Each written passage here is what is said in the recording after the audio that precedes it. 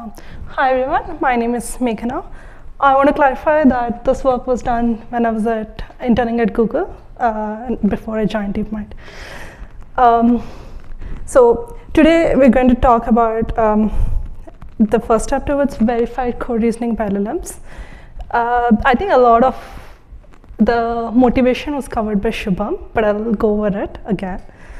So a code reasoning question comes up during a lot of software engineering tasks when you're trying to understand code bases or trying to do bug fixing, which I think at this point a lot of software engineers are using. And people are using LLMs to do this, and we want to see how we could verify the output. So a code reasoning question could be, why is this particular variable null here? Or it could be, is there a difference between using a switch and if-else-if statements? This comes under, I think it comes under the PAgE equivalence that Shubham was talking about. And today we're going to focus on these, I call it program equivalence problems. So what's a program equivalence problem? We want to check if two programs are semantically equivalent.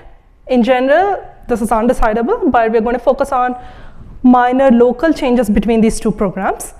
And though they're minor, they're still useful and they're very important in our daily software engineering tasks. So in this case, for example, if you take a look at both the code snippets, there is one primary change, that is this, in code 1, there is a call to a has value method, and in code 2, there's a call to an isEmpty method. Now the query you would ask is there a difference between using a has value method and isEmpty method? Now so a code reasoning agent would be, we use Gemini 2.5 Pro here with tools such as cat and find to answer these questions. That is, the code snippets and the query are given to an LLM. You can think of this as an equivalence analyzer, which uses its tools to analyze and then gives you a response. Now, LLMs are known to hallucinate, and we want to use formal verification techniques to validate the reasoning of LLMs. To do this, I want to first show you what a code reasoning agent would give you the output on this question.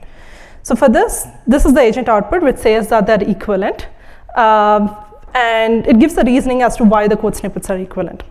When we actually looked at the ground truth, we saw that both the code snippets are not equivalent because both the function calls are actually not semantically equivalent. So we noticed that the agent makes incorrect assumptions about the library functions and aggressively concludes that they're equivalent. Now, it doesn't extract the relevant functions, as Shubham also mentioned in this talk. And even when I provided the functions in the context, we noticed that the agent still concluded them as equivalent and did not care about the context that was provided. So we want to catch such hallucinations. So we can think of using formal verification tools as some sort of verified thinking, post-hoc verified thinking. And to do this, we use a formal representation of the following. The first is agent claims. It's a formal representation of the agent's output, the explanation that it gives. Code semantics, which is the semantics of the underlying code snippets, and a verification condition, that is the formal statement of the code reasoning question that we're interested in. So in this case, it is that the code snippets have to be equivalent, or the program equivalence is the verification condition. So what is program equivalence? In our case, we consider program equivalence as for the same initial state. If the final states of both the programs are equivalent, then we would consider that the programs are equivalent. So to verify this, now that we have three representations of formal representations, we would say that the agent's explanation is correct if the code semantics implies agent claims, that is, agent claims, the agent's claim is consistent with actually the code semantics, and the agent claims satisfies the verification condition as well. The first one is essential, but we're not covering that here. We're going to focus on the second part, which is, does the agent claim satisfy the verification condition? Okay, so how do you extract this formal representation? We use this 2 to 3 step pipeline.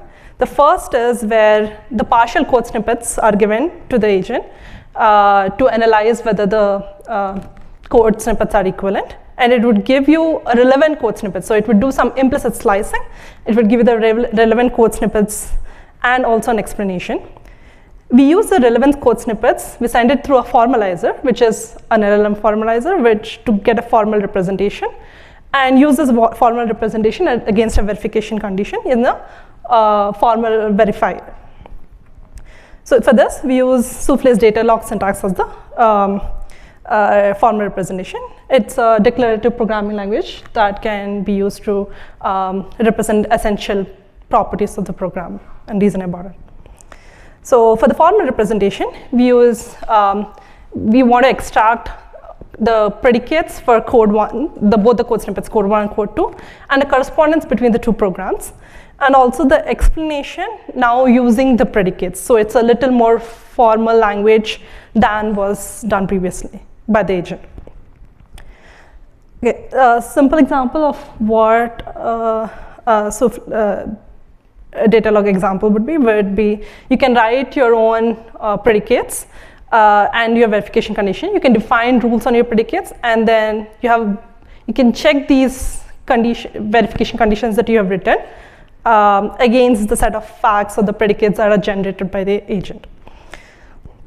So the code predicates, we want the code predicates to capture program dependence graph. So we borrow ideas from the PL literature of program equivalence, where two programs are equivalent if the program dependence graphs are equivalent. So they represent data flow dependency between in the programs and the control dependency. And we also capture correspondence. By that we mean there can be textual differences or statement mapping differences between the programs. We want to capture that as well.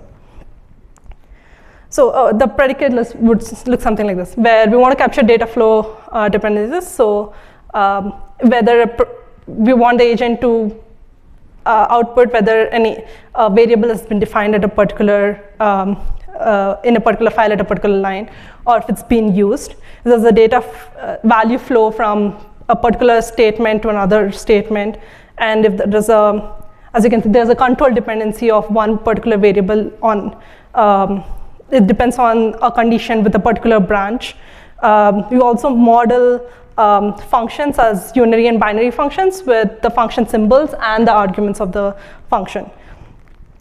So these essentially capture the data flow and control dependencies, thereby the program dependence graph.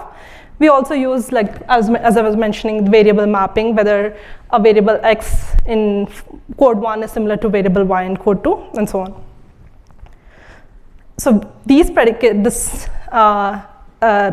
is given in the system prompt, and the agent is asked to generate these predicates for the current code snippets. And I also want to mention that this may not, in our implementation, we notice that this is it doesn't generate all the predicates at once. So we query this, sample this 5 times, and then try to get the entire predicate list. So for this example that we were looking at, how do we model this line number 80? We have a unary function. We can define this has value method as a function symbol has value, and a session as the variable, and this is a unary function predicate in our predicate set.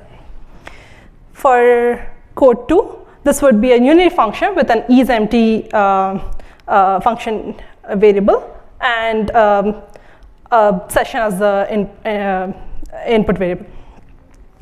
A correspondence would be input and entry and exit mapping. So these predicates that we have are checked against a verification condition to check whether the predicates actually satisfy the verification condition, which is program equivalence. So when we define the verification condition rules in Soufflé, given these predicates that the agent generated, we observe that the code snippets would be not equivalent. Because in our verifier, if two function symbols are not equivalent, we mark them as conservatively mark the programs are not equivalent. Now, this is conservative, and you can make it more precise, but the point is that using this verifier, we can at least cache that the code snippets were not equivalent. In our implementation, we observe that it's easier to check not equivalence than actually checking equivalence, and that is how we defined our rules so that we can actually capture the not equivalent conditions. So in our experiments, we took 20 problems, 12 from bound safety problems, which is a bound safety is a C extension annotation to prevent out-of-bound memory access. So when you actually add the F-bound safety constraints to your program, you need to alter the program slightly to ensure that it is compilable. As a result, you would be modifying the program locally and slightly, and you want to check that this does not change the equivalence, does not change the program drastically, or it's still semantically equivalent. The other is CRQ bench. It's a code reasoning question that is derived from internal comments. The questions would be, the questions that we selected out of the form, is there a difference between using this particular method or that particular method, or is there a difference between writing a particular code snippets and using switch case or an if-else-if case. And we want to check if the code snippets are semantically equivalent. One problem is our own creation, which I'll actually talk about. Essentially, we want to find out if the agent can correctly reason about these programs. So for the benchmarks that we had, we can divide it into these 4 categories where the agent's response and the ground truth are equivalent or not.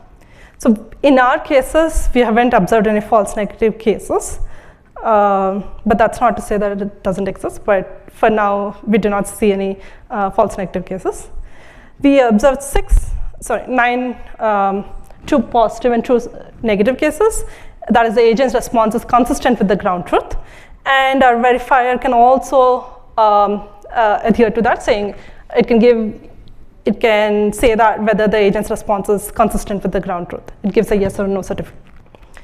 There are 6 false positive cases that the agent concludes that the programs were equivalent, but the ground truth says that they were not equivalent. And I'll give you under what categories these fall into. So this is the incorrect assumptions about library functions that we were talking about, where it assumes has value and empty are equivalent, and then concludes that the program snippets are equivalent. The second is it makes assumptions beyond the provided code snippets. So for example, these 2 code snippets would be equivalent only if the calling context would actually handle the return function, handle it properly.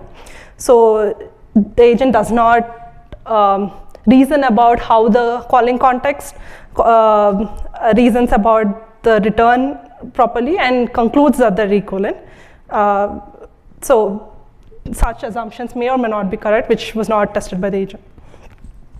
And this is another example where this is the one of our creation where we swapped the AND condition, and we observed that the agent hallucinates and claims that they're equivalent even when they're not.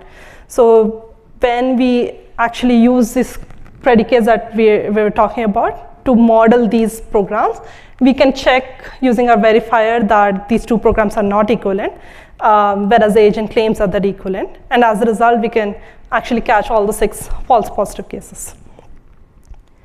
So there were other examples as well where our analysis is not sufficient. That is, let's say there's a switch case and an if-else-if case. Both cases are equivalent. The agent also terms it as equivalent, but our verifier terms it as incorrect. This is because our predicate analysis, as we had shown earlier, does not capture this switch and if-else-if equivalence, and we should ideally be using more richer and precise analysis for this. Another case where we observed this is these two programs are equivalent, and it's just a matter of this dot value, which actually returns the same fetcher value. These two programs are ideally equivalent, but the agent concludes that they're not equivalent because it doesn't look at the function value, which actually returns the fetcher. And the verifier also misses it because it conservatively marks it that this function symbol and the other function symbol are not equivalent, and as a result, they're not equivalent. So better prompting or better analysis, more rich analysis can help elevate this issue.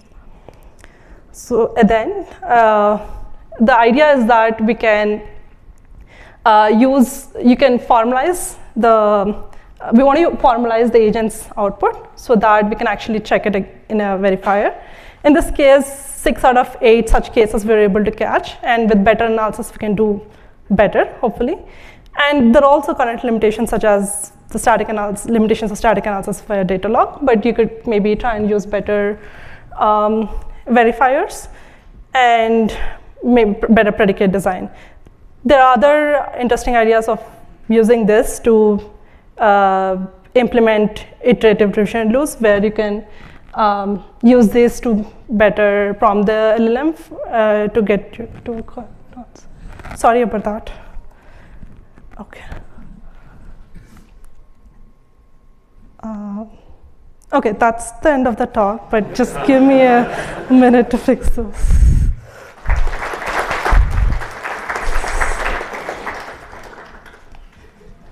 Hi, I was surprised that you didn't get any overly conservative outputs in the positive and negative chart that you showed. I was also wondering that the definition of program equivalence may have varied granularity. For example, sometimes program equivalence may be defined only by the output equivalence of the function. Yes. So do you have a way to gauge this granularity? I think for now we consider like if the variables are equivalent, if the program states are equivalent at the beginning, and if all the variables that that are alive at the endpoint are equivalent. That might be too conservative. That is true. Definition. Exactly. That I agree with that. I think you may want to I think the idea is to show that using this verifier is helpful.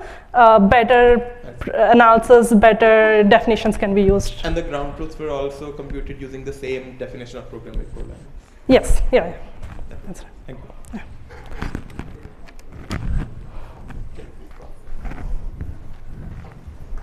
Hi, thanks for the talk. I also questions about the risk of being over-conservative. Mm-hmm. Why did you choose the data log approach?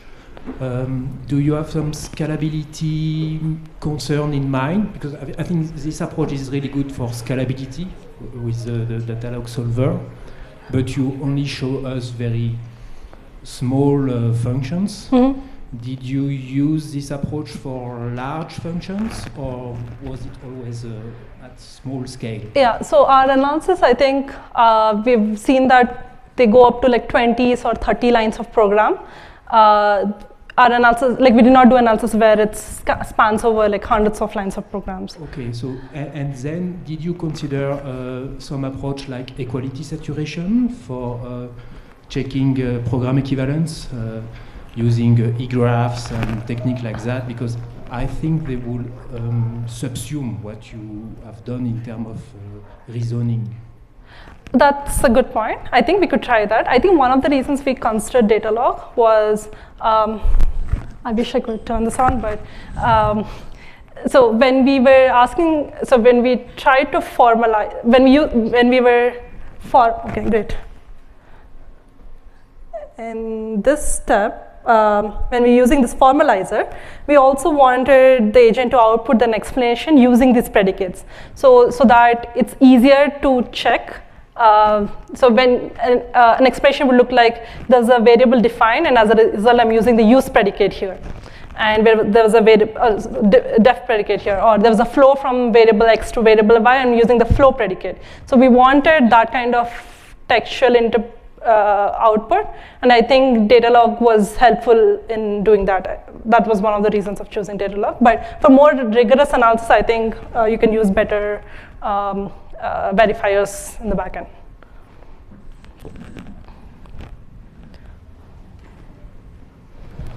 So I would have tried testing first. So I would just imagine throwing a test harness that captures equivalence of the two programs, throw a fast tester at it, and I would imagine that that performs well. Did you try it? Do you have an ablation study with respect to that? Yeah, so, no, sorry, we did not try that, but that is one idea of doing that. Okay, yeah. I didn't see it on the future work, so that's Yeah. what I asked. Okay, so like in software, like data log, you can examine how a particular claim is derived from the available statements, right? Like if you're saying I want to see how like path from A to C is derived, I can see it's derived from add from A to B and then add from B to C. Have you checked whether that kind of a formal kind of a construction aligns with the internal thinkings of LLMs? Like if LLM is able to derive this, does it agree with the data log kind of proof construction? I think in cases where it gives the output correctly, it was aligned with it. As in, the way I was talking about, there's a flow from variable A to variable B, and there's a flow from B to C, and as a result, there's a flow from A to C. I think it captures this in its reasoning, and which is consistent with the data log rules.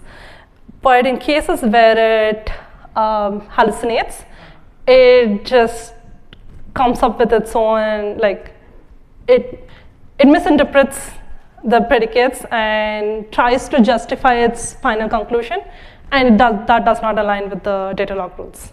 If that answers your question. Sounds great. Yeah. Okay.